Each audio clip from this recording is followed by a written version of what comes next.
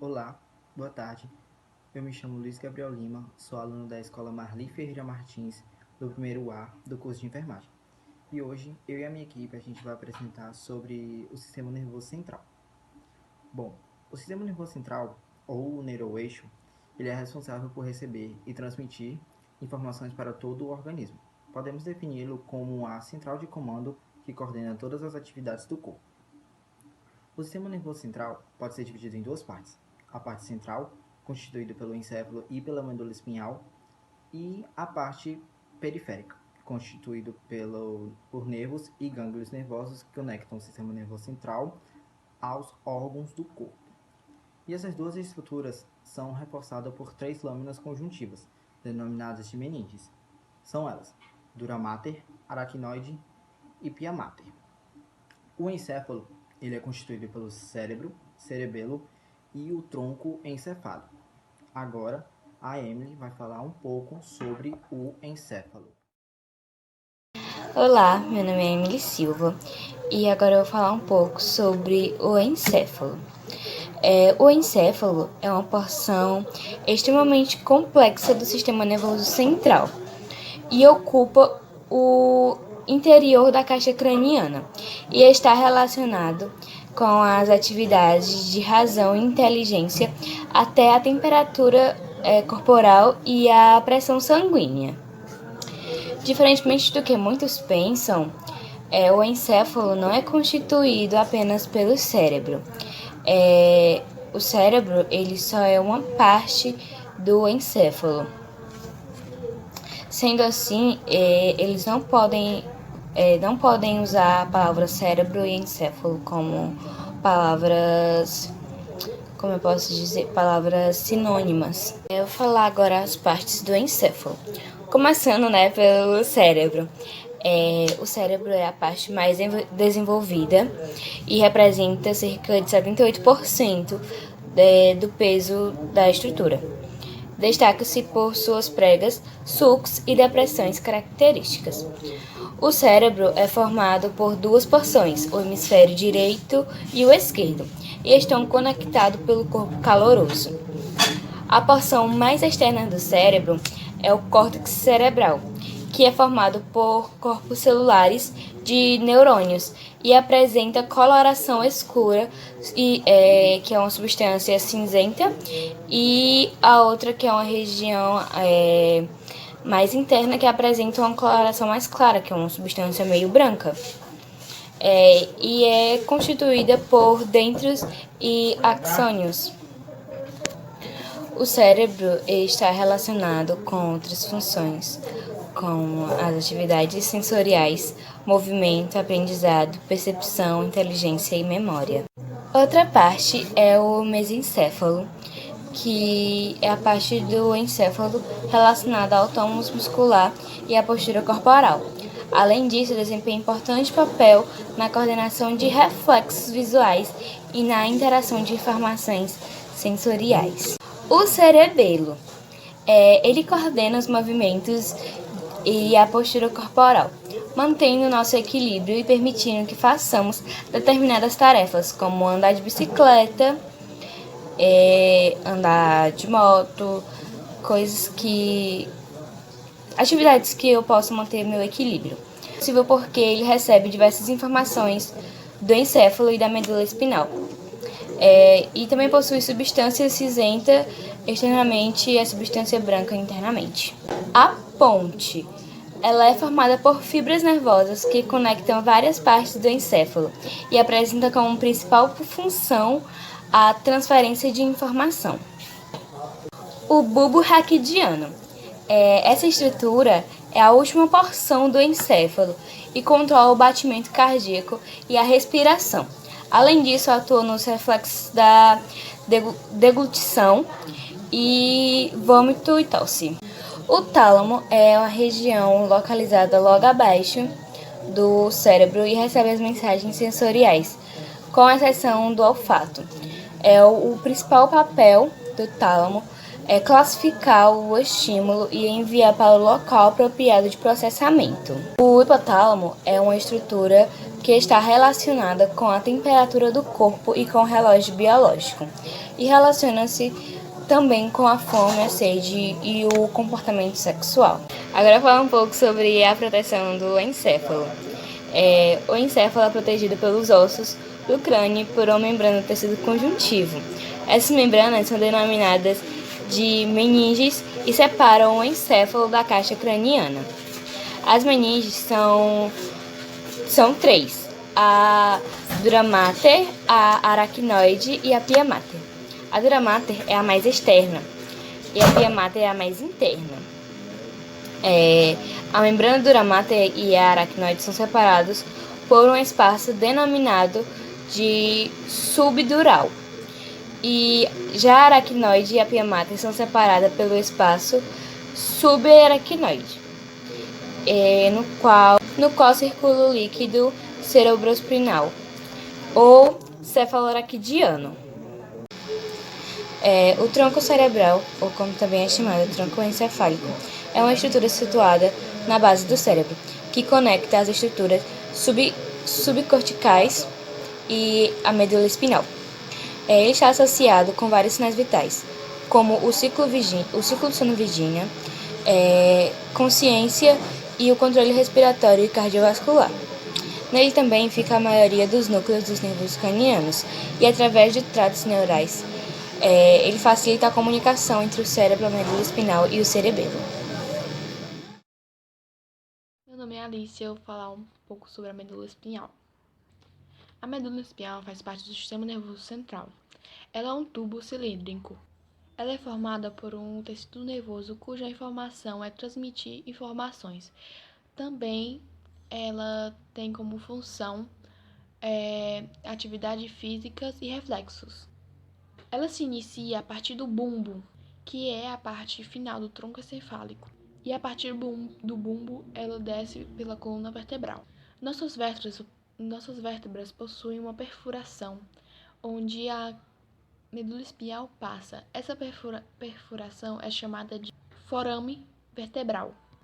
Um conjunto de vértebras que forma a coluna não está totalmente errado. Um conjunto de vértebras transforma em um túnel. Esse túnel é chamado de canal vertebral. No canal vertebral, além da medula espinhal, possui para proteger a medula espinhal, três camadas de meningite e licor. A medula espinhal não percorre a coluna vertebral inteira. Ela se inicia na altura do forame aquino do crânio. Ela termina na vértebra L2.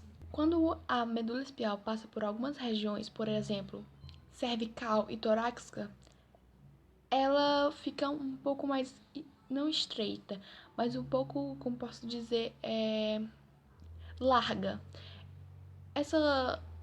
Isso é chamado de intuscências. E nas intuscências é por onde onde a medula espinhal se espalha para... Agora eu vou falar sobre as meninges. As meninges são 3 membranas do tecido conjuntivo que revestem o encéfalo e a medula espinhal, tendo como objetivo principal protegê-las. São 3 meninges ao todo: a dura mater, a aracnoide e a pia mater. Bom, a dura mater é a meninge localizada mais externamente, formada por um tecido conjuntivo denso, contínuo com o periósteo dos ossos da caixa craniana. Já a dura mater, que envolve a medula espinhal, é separada do periósteo das vértebras, originando entre ambos o chamado espaço epidural, onde são encontradas algumas estruturas como veias, tecido conjuntivo frouxo e tecido adiposo. A parte da dura mater, que está em contato com a aracnoide, é um local de fácil clivagem, onde em algumas situações patológicas pode haver o acúmulo de sangue externamente à aracnoide, no chamado espaço subdural. Agora eu vou falar sobre a segunda meninge, a aracnoide. A aracnoide é uma membrana sem vascularização, que se divide em duas partes. Uma é em contato com a dura mater e sob a forma de membrana e a outra formada por traves que conecta a aracnoide com a pia mater. Os espaços entre as traves dão origem ao espaço subaracnoide, onde está presente o líquido cefalorraquidiano, protegendo o sistema nervoso central contra traumatismos.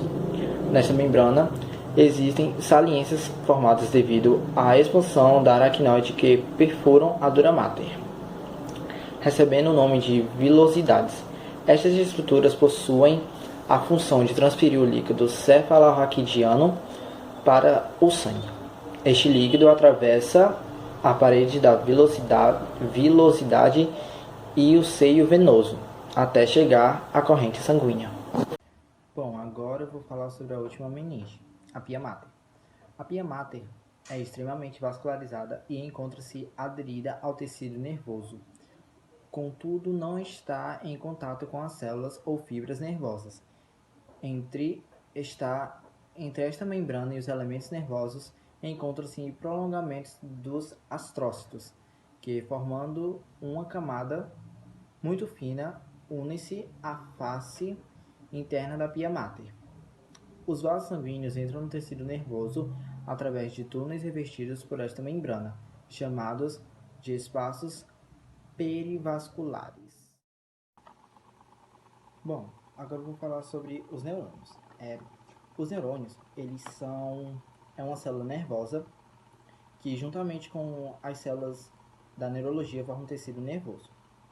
Responsável pela condução do impulso nervoso, possui a capacidade de responder aos estímulos do meio, como a luz ou o calor, por exemplo, através de alterações da diferença de potencial elétrico existente entre a superfície interna e externa de sua membrana plasmática, se propagando ao longo da célula e seus prolongamentos.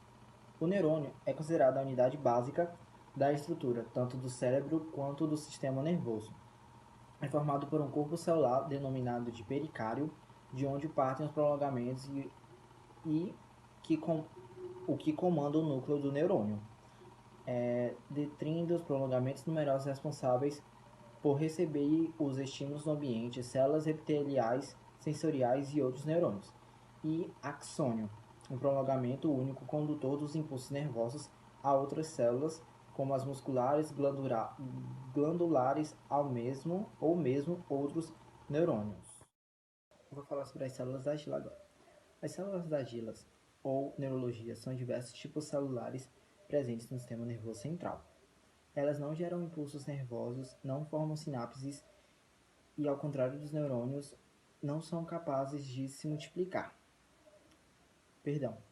Ao contrário dos neurônios, são capazes de se multiplicar através do processo da mitose, mesmo em indivíduos adultos. Assim, as células da gila têm como células de suporte aos neurônios. Dentre as diversas funções exercidas por essas células, podemos destacar sustentação e isolamento dos neurônios, transporte de substâncias nutritivas aos neurônios, participação do equilíbrio iônico de fluido extracelular, remoção de excetas excretas e fagocitose de restos celulares. As células da gila são mais numerosas que os neurônios. Existem cerca de 10 células da gila para cada neurônio no sistema nervoso central. No entanto, por um tamanho reduzido, ocupam aproximadamente a metade do volume do tecido nervoso. E podemos encontrar as células da gila nos seguintes tipos celulares: astrócitos, micrógila, oligodencrócitos, mielina e ependimárias. Agora eu vou trazer uma doença relacionada ao sistema nervoso central. E uma delas é a doença de Parkinson. É uma patologia neurológica crônica e progressiva, associada com a diminuição de dopamina, um neurotransmissor que atua no envio de mensagens de parte do cérebro que controla os movimentos e a coordenação. A dopamina está reduzida por a perca precoce de neurônios, células nervosas, que produzem mal de Parkinson ou doença de Parkinson. O Parkinson foi descrito pela primeira vez em 1817 pelo médico inglês James Parkinson, posteriormente disseminando o conhecimento popularmente como mal de Parkinson. No entanto, o termo caiu em desuso e foi abandonado por médicos e pacientes com o objetivo de reduzir o estigma social e o preconceito contra os portadores da doença. Os sintomas dessa patologia são: consiste no aumento gradual de tremores, maior lentidão no movimento, caminhar arrastando pés e postura inclinada.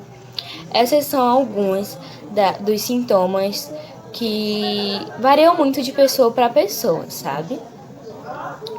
Esses aqui são os mais frequentes, né? E digamos que os principais. O diagnóstico da doença é feito com base na história clínica do paciente e no exame neurológico. Não há nenhum teste específico para o seu diagnóstico, para a sua prevenção. O tratamento.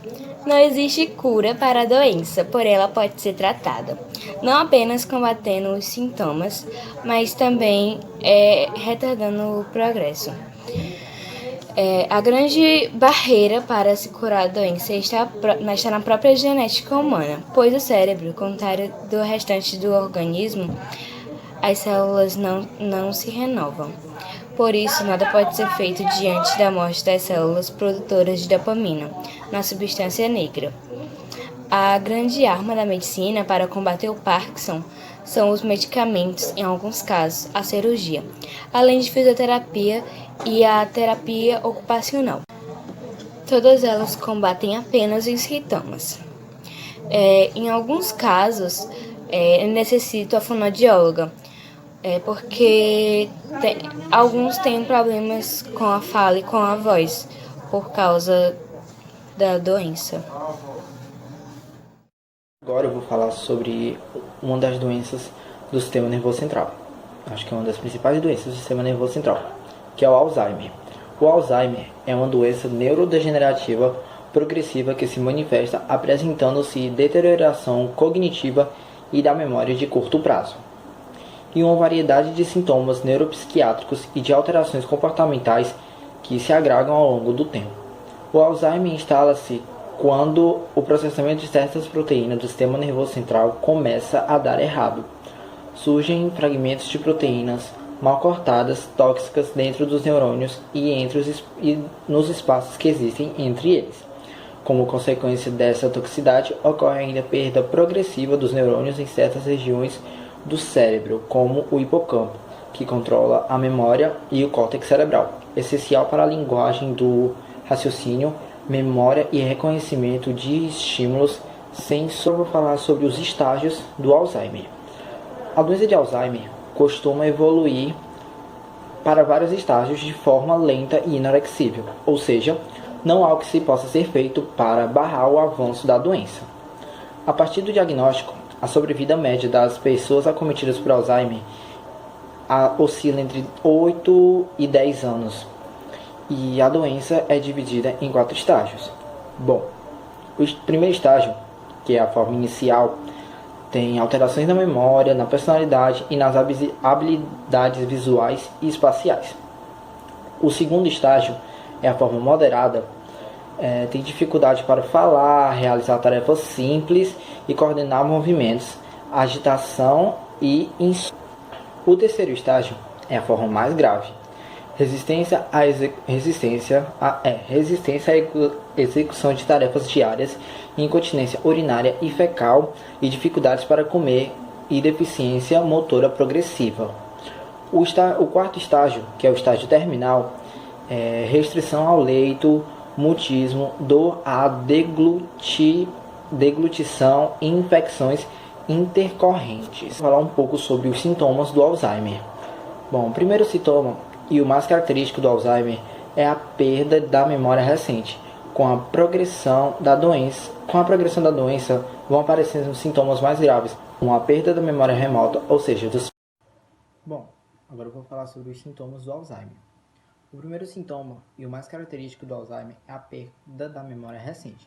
Com a progressão da doença, vão aparecendo sintomas mais graves, como a perda da memória remota, ou seja, dos fatos mais antigos, bem como irritabilidade, falhas na linguagem, prejuízo na capacidade de se orientar no espaço e no tempo.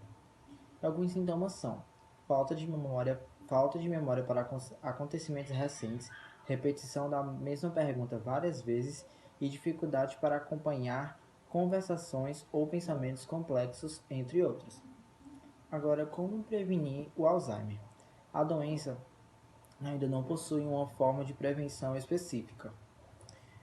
No entanto, os médicos acreditam que manter a cabeça ativa e uma boa vida social regada a bons hábitos pode retardar ou até mesmo inibir a manifestação da doença. As principais formas de prevenir o Alzheimer são estudar, ler, pensar e manter a mente sempre ativa. Fazer exercício de aritmética, jogos inteligentes, atividades em grupos, não fumar, não consumir bebidas alcoólicas, etc. E agora, qual o tratamento para Alzheimer? O tratamento é medicamentoso e os pacientes têm à disposição a oferta de medicamentos capazes de minimizar os distúrbios da doença. Esclerose múltipla. A esclerose múltipla ela é autoimune e crônica. Por que autoimune? É por causa que os anticorpos atacam o próprio corpo. Eles atacam principalmente a bainha de mielina. É uma camada que protege os neurônios. Como se fosse um fio de telefone, uma camada visível. E por dentro do fio de telefone tem vários fios que transportam a informação. E como se a bainha de mielina fosse isso. Para obter a doença, você ou herda ou você adquire por falta de vitamina D. Não existe prevenção e ela varia muito de pessoa a pessoa. Os principais sintomas são formigamento, a dormência, a visão dupla e falta de equilíbrio. Essa doença não é tão comum aqui no Brasil, ela é muito rara no Brasil. Nos países do norte ela é muito comum, por causa que nosso país é um país tropical, aí fica mais difícil de pessoas obterem essa doença. Esses sintomas as pessoas começam a sentir quando ela tem surtos. Esses surtos variam muito de pessoa a pessoa. Esses sintomas que eu citei são os mais comuns. As principais regiões que ela afeta são a área encefálica e a medular. Agora eu vou falar um pouco sobre o AVC, que é a sigla para acidente vascular cerebral. Ele acontece quando os vasos que levam sangue para o cérebro entopem ou se rompem, provocando a paralisia da área cerebral, que ficou sem circulação sanguínea. É uma doença que acomete mais os homens e é uma das principais causas de mortes e incapacitações e internações em todo o mundo. Quanto mais rápido for o diagnóstico e o tratamento do AVC, maiores serão as chances de recuperação completa. Dessa forma, torna-se primordial ficar atento aos sinais e procurar atendimento médico imediato. Existem 2 tipos de AVC que ocorrem por motivos diferentes. O AVC hemorrágico, que ocorre quando há rompimento de um vaso cerebral, provocando hemorragia. Essa hemorragia acontece dentro do tecido cerebral, ou na superfície entre o cérebro e a meninge. E o AVC isquêmico, que ocorre quando há uma obstrução de uma artéria impedindo a passagem de oxigênio para as células cerebrais, que acabam morrendo. Essa obstrução pode acontecer devido a um trombose ou a um embolo, que também é chamado de embolia. Os principais sinais de alerta para qualquer tipo de AVC são fraqueza ou formigamento da face, no braço, na perna, especialmente em um lado do corpo, confusão mental, alteração da fala ou compreensão, alteração da visão de um olho ou de ambos olhos, alteração do equilíbrio, coordenação, tontura e alteração no andar, dor de cabeça súbita, intensa e sem causa aparente. Existem diversos fatores que aumentam a probabilidade de ocorrência de um AVC, seja ele hemorrágico ou isquêmico. Os principais fatores que causam a doença são a hipertensão, a diabetes do tipo 2, o colesterol alto, a obesidade, a idade avançada, o uso de drogas ilícitas, o uso excessivo de álcool, o sedentarismo, o histórico familiar e ser do sexo masculino. Muitos fatores de risco contribuem para o aparecimento de um AVC e outras doenças crônicas, como câncer e diabetes. Alguns desses fatores não podem ser modificados, como a idade, a raça, a constituição genética e o sexo. Outros fatores, entretanto, dependem apenas da pessoa e são principais para prevenir essas doenças, como não fumar, não consumir álcool, não usar drogas ilícitas, ter uma alimentação saudável, praticar exercícios físicos e manter a glicose e a pressão sob controle.